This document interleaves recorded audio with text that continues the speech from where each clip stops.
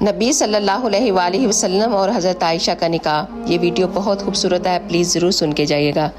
जब हज़रत आयशा रज़ी अल्लाह ताला अन्हा का हमारे नबी सल्लल्लाहु अलैहि वसल्लम से निकाह हुआ तो हमारे नबी सल्लल्लाहु अलैहि वसल्लम ने 500 दिरहम हक महर अदा किया। निकाह के 3 साल तक आप अपने मैके में रहीं। 3 साल बाद आपकी रुखसती हुई।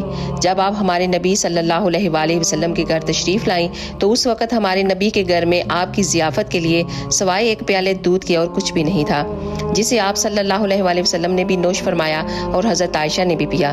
और फिर शादी के बाद आप जिस हुजरे मुबारक में रहीं उसकी कुल कायनात एक चारपाई, एक बिस्तर और एक खजूर की छाल का बरा हुआ तकिया और कुछ मटके थे पानी और खजूर रखने के लिए। और घर की छत इतनी ऊंची थी कि आप सल्लल्लाहु अलैहि वसल्लम खड़े होते तो उसकी छत को टच कर सकते थे, छू सकते थे। सुभान अल्लाह। इस वीडियो को एक दफ़ा सदका जारिया की नियत से ज़रूर शेयर कीजिएगा। जज़ाकल्लाह खैर।